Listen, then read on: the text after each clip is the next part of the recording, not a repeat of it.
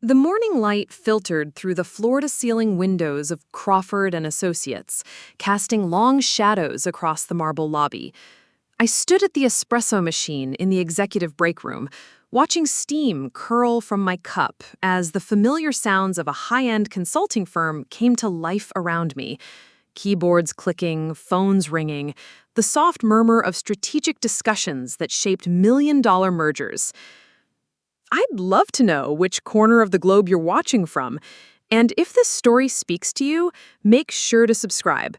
Tomorrow's video is one you absolutely can't miss. The aroma of dark roast mixed with the faint scent of leather from the nearby conference rooms. Through the glass partition, I could see the trading floor. Not actual trading, but the nerve center where our financial analysts tracked market movements, identified acquisition targets, and calculated the intricate dance of corporate buyouts that kept our clients ahead of their competitors.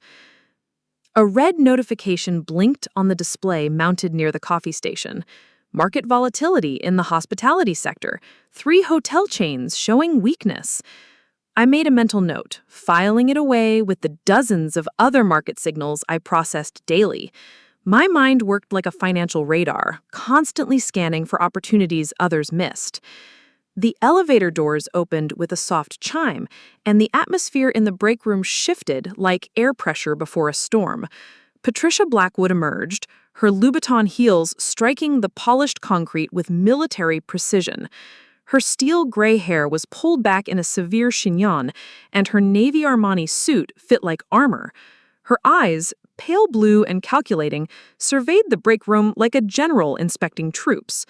They landed on me with the weight of judgment already rendered. "Richardson," she said, her voice carrying the authority of someone accustomed to immediate obedience. I set down my espresso carefully, noting how my surname sounded clipped and dismissive in her mouth. No greeting, no acknowledgement of the weekend I'd spent reviewing the Meridian Hotel's acquisition proposal, just my last name, spoken like a summons. My office now. The espresso turned bitter on my tongue.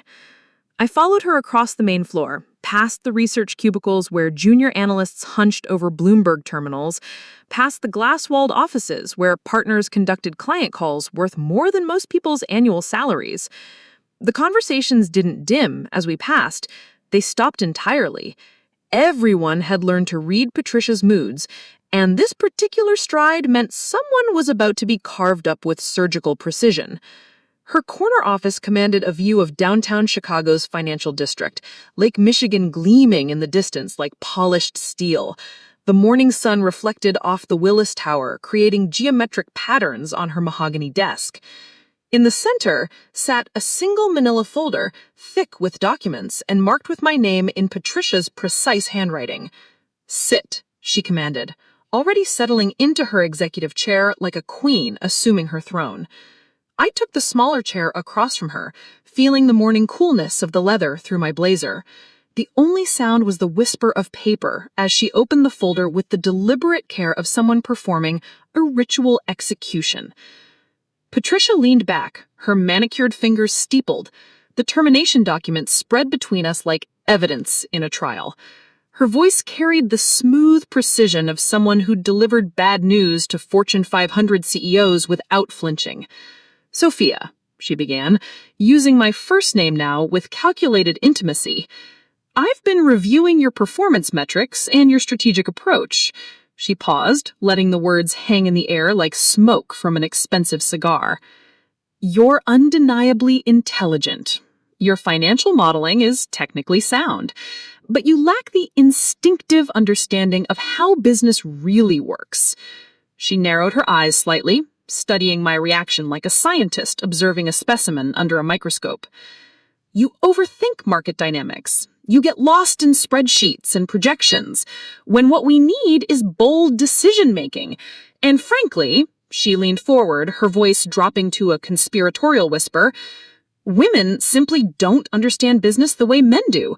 It's not your fault. It's biology. Men are wired for risk, for conquest, for the kill. Women are nurturers, detail-oriented, but they miss the bigger picture." The words hit me like shards of ice, each syllable carefully chosen to wound. But I didn't flinch. I had suspected this moment was coming since our first partnership meeting, where she'd presented my market analysis of the renewable energy sector as her own revolutionary insight. Since she'd insisted I document every client relationship, every deal structure, every negotiation strategy, as if she were systematically extracting my institutional knowledge. I let her continue, my face a mask of professional composure, while my mind cataloged every insult, every assumption, every reveal of her fundamental misunderstanding of both business and the woman sitting across from her. "You'll receive 4 weeks of severance," she continued, her tone suggesting this was generous beyond measure. "Your access credentials will be revoked this afternoon. I'm transferring your client portfolio to Marcus Henderson. He has the aggressive instincts our clients expect. Fresh perspective, masculine energy. That's what drives results in this industry." Her words faded into background static as my mind shifted into the mode that had made me Crawford and Associates' most successful dealmaker. The ability to see 3 moves ahead while everyone else was still processing the current play. The server farms that housed our proprietary market analysis software. The client relationships built over years of late-night crisis calls and weekend strategy sessions. The network of contacts across investment banks, private equity firms, and corporate development offices that treated me as a trusted advisor, not a subordination. Patricia had just made the classic mistake that destroyed more businesses than market crashes or economic downturns. She had thought she was firing an employee. What she was actually doing was creating her most dangerous competitor. I stood when she finished, slow and deliberate, extending my hand with the same composure I'd shown during hostile takeover negotiations. She seemed surprised by the gesture, but shook it briefly. "Thank you for the clarity," I said, my voice calm as still water. "I appreciate you being so direct about your perspective." I turned and walked out of her office, past the analysts who pretended to focus on their screens while stealing glances at the woman who'd just been publicly executed. At my desk, I powered down my workstation and methodically packed my personal items into a leather messenger bag. A Mont Blanc pen, a crystal paperweight from my first $1 million deal, and a small notebook filled with contact information that represented 15 years of relationship building in Chicago's financial elite. I walked through the lobby for what I assumed would be the last time, my heels clicking on the marble with the same confidence I'd carried into every boardroom, every negotiation, every impossible deal that others had dismissed as too complex or too risky. The Chicago wind hit me like a slap as I stepped onto LaSalle Street, carrying with it the scents of coffee from nearby cafes and the electric energy of a city built on ambition.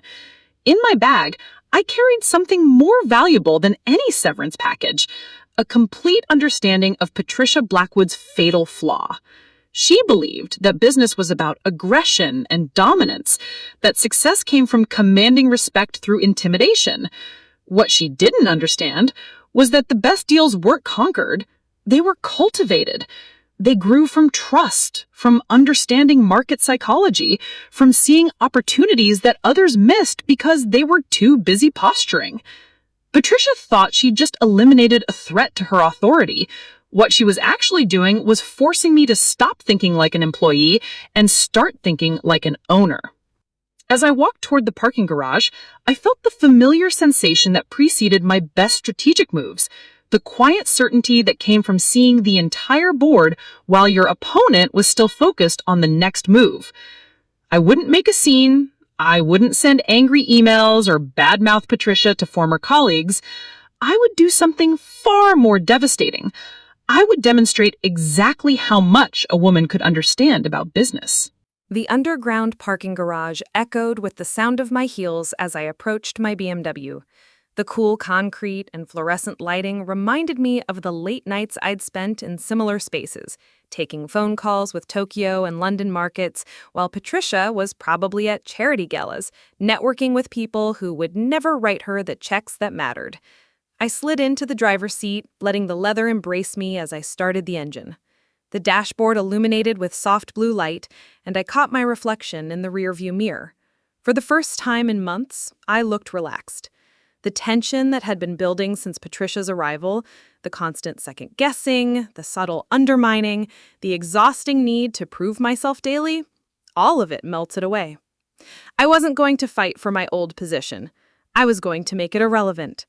I pulled out of the garage into the Chicago morning, joining the flow of traffic filled with people rushing to jobs where they traded their expertise for someone else's vision. But I was driving towards something different. For the first time in 15 years, I was driving toward complete independence. My phone buzzed with a text notification, but I ignored it. Whatever crisis was erupting at Crawford & Associates, whatever client was calling with urgent questions, whatever fire needed to be put out, none of it was my responsibility anymore. The liberation was intoxicating. I drove north toward Lincoln Park, away from the financial district, and toward the lakefront, where I had often gone to think through complex deals. Lake Michigan stretched to the horizon, its surface reflecting the morning sky like polished silver. I parked near Oak Street Beach and walked to a bench overlooking the water. The sounds of the city faded behind me, replaced by the gentle lapping of waves against the shore. For the first time in years, I allowed myself to imagine a different kind of professional life. No more justifying my strategies to someone who saw gender before competence. No more watching others take credit for my insights. No more building someone else's empire while convincing myself that steady employment was worth the compromise. I opened my phone and scrolled through my contacts, a carefully curated collection of relationships that represented every sector of Chicago's business ecosystem. Real estate developers who'd trusted me to structure their most complex financing deals, private equity partners who'd called me directly when they needed someone who understood both the numbers and the psychology behind them, investment bankers who learned to involve me in their toughest negotiations because I had a gift for finding the solution that made everyone feel like they'd won. Patricia thought she'd isolated me by taking away my corporate platform. What she didn't realize was that I'd never needed Crawford & Associates to validate my expertise. The firm had needed me. A text message lit up my screen from David Chen, a managing director at one of Chicago's most prestigious private equity firms.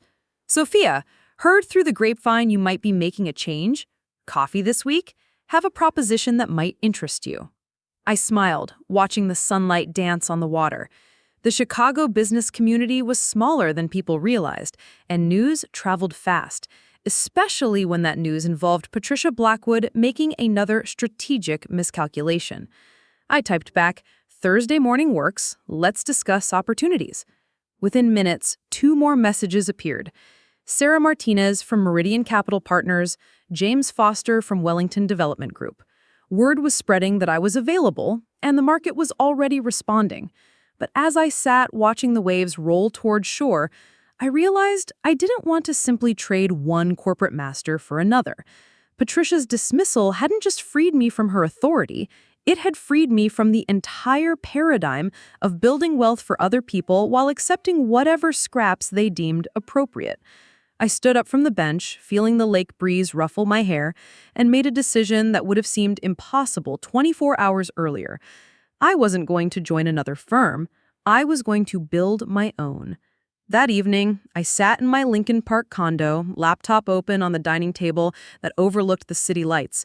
The space reflected 15 years of careful success, original art from local galleries, furniture that balanced comfort with sophistication, and windows that framed Chicago's skyline like a promise of possibilities. I poured a glass of Cabernet from a bottle I'd been saving for a special occasion. Today felt special enough. As the wine warmed in my hand, I began drafting the business plan that would define the next chapter of my career. Richardson Capital Advisors. The name felt right, professional, established, hinting at both heritage and expertise.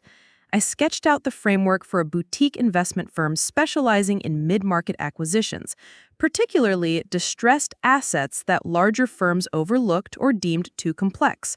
The kind of deal that required understanding both financial engineering and operational excellence.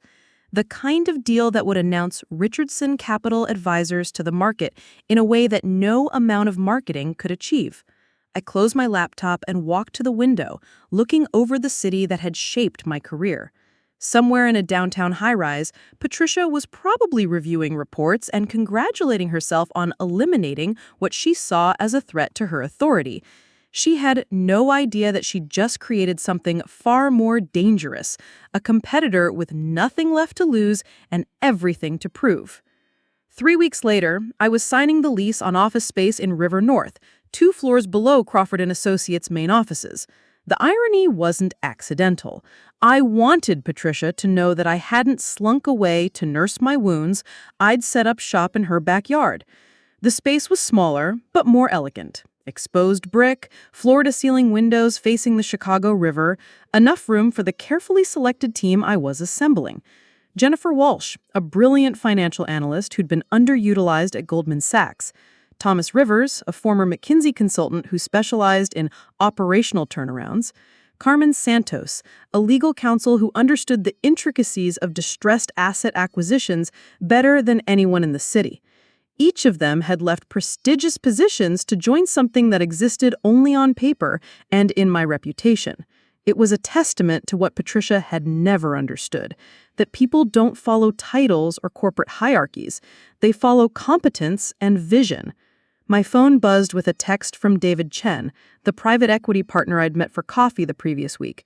"Heard you're making moves. Impressive team you're assembling. Let's discuss co-investment opportunities on your next deal." I was reviewing financial projections for Grandview Inn & Suites when Jennifer knocked on my office door. She held a tablet displaying real-time market data, her expression mixing excitement with concern. "You need to see this," she said, setting the tablet on my desk. The screen showed Crawford & Associates' stock price down 12% in the past month. Below that, a series of news headlines that told a story of systematic client departures and failed deals. "It started with Meridian Hotels," Jennifer explained. "They pulled their account after Marcus bungled the acquisition timeline. Then Wellington Development followed. Word is spreading that Patricia's aggressive approach is costing clients money." I studied the data with the same analytical detachment I'd apply to any investment opportunity. Patricia's mistake wasn't just personal, it was strategic. She'd built her reputation on taking credit for other people's successes, but when those people were gone, the quality of work inevitably declined. "There's more," Jennifer continued, scrolling to a different section of the report. 3 of their senior partners are rumored to be exploring other opportunities. The institutional clients are questioning whether Crawford & Associates can maintain its competitive edge. I leaned back in my chair, processing the implications. This wasn't just about vindication, it was about opportunity. A distressed consulting firm with strong brand recognition and valuable client relationships, hemorrhaging talent and struggling to maintain profitability. The kind of acquisition target that would never appear on traditional market screens because it wasn't publicly traded. But I knew something that traditional acquirers didn't, exactly why the firm was failing and exactly how to fix it. "Pull together everything you can find on Crawford & Associates' financial structure," I told Jennifer. "Ownership, debt obligations, partnership agreements. I want to understand their vulnerability." She raised an eyebrow. "Are you thinking what I think you're thinking?" I smiled, feeling the familiar rush that accompanied my best strategic insights. I'm thinking that Patricia is about to learn exactly how much women understand about business. Over the next month, I watched Crawford & Associates decline with the clinical interest of a surgeon studying a fascinating case. Each departing client, each failed deal, each partner defection was another data point in a pattern that I'd predicted, but Patricia had been too arrogant to see. The firm's problems weren't just about losing me, they were about losing the institutional knowledge and client relationships that had taken decades to build. Patricia had assumed that aggressive leadership could compensate for the departure of their most successful dealmaker. She'd discovered instead that business relationships, like trust, couldn't be transferred through corporate memos. My own firm was thriving by comparison. Richardson Capital Advisors had closed its first major deal, the Grandview Inn & Suites acquisition, in a transaction that made headlines in the Chicago Business Journal. The successful turnaround of a supposedly hopeless hospitality chain had established our reputation and attracted exactly the kind of high-net-worth investors who appreciated sophisticated analysis over flashy presentations. More importantly, it had demonstrated that a woman-led firm could execute complex transactions that larger, more established competitors had dismissed as too difficult. Every success was a direct refutation of Patricia's fundamental assumptions about gender and business acumen. I was reviewing proposals for our second major acquisition when Carmen Santos knocked on my office door, carrying a legal brief that she set on my desk with an unusual ceremony. "This just arrived from Hartwell and Associates," she said, naming one of Chicago's most prestigious bankruptcy law firms. "It's a notification of corporate restructuring proceedings." I opened the document, scanning the legal language that translated into a simple truth. Crawford and Associates was facing insolvency. Years of aggressive expansion funded by debt, combined with the recent exodus of clients and talent, had created a cash flow crisis that traditional restructuring couldn't solve. The firm would be put up for auction in 60 days. I read the document twice, letting the implications settle. This wasn't just vindication, it was the perfect culmination of everything Patricia had set in motion when she decided that women didn't understand business. She'd created the exact conditions that would allow me to demonstrate just how thoroughly she had misunderstood both business and the woman sitting across from her in that termination meeting.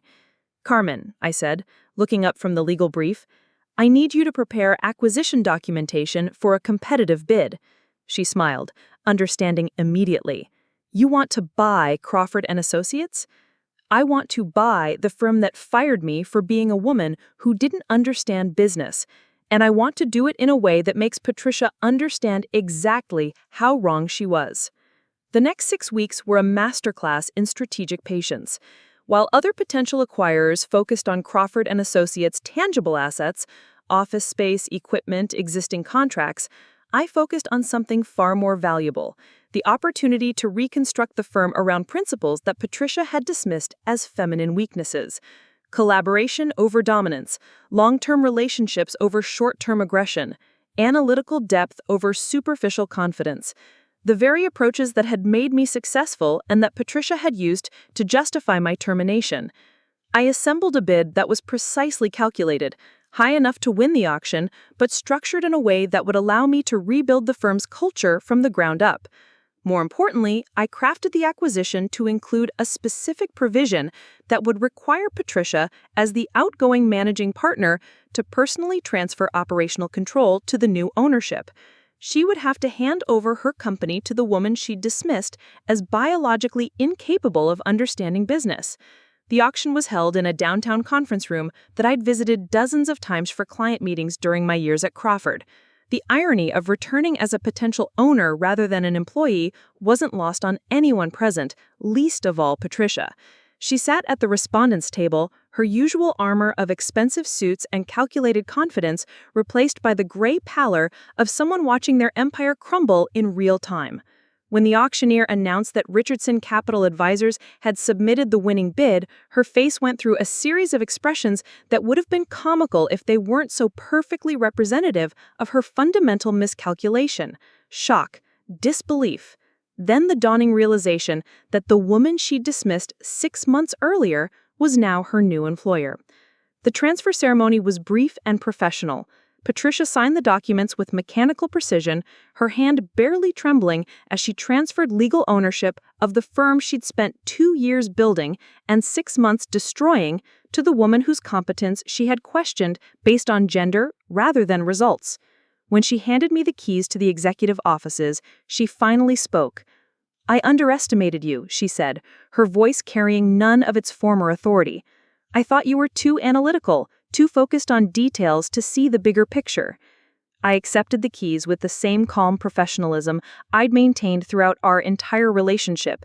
"The bigger picture," I replied, "was that you confused aggression with competence. You mistook gender bias for business insight, and you never understood that the best leaders don't demand respect. They earn it through results." As she gathered her personal belongings and worked toward the elevator for the last time, I felt no triumph or vindication. Instead, I felt the quiet satisfaction that came from demonstrating a principle that Patricia had never grasped. True expertise doesn't need to announce itself.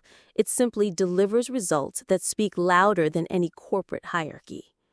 6 months later, I stood in the same corner office where Patricia had delivered my termination, but the space had been completely transformed.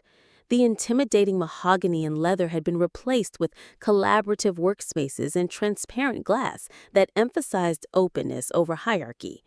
The view of Lake Michigan remained the same, but everything else reflected a different philosophy of leadership. Richardson Capital Advisors had not only acquired Crawford & Associates, we had improved it. Client satisfaction was up 40%. Employee retention had reached industry-leading levels. Our deal closure rate exceeded anything the firm had achieved under Patricia's leadership. Most importantly, we had attracted a new generation of clients who valued analytical rigor and collaborative problem-solving over the aggressive posturing that had defined Patricia's approach. Our success wasn't just about proving that women understood business.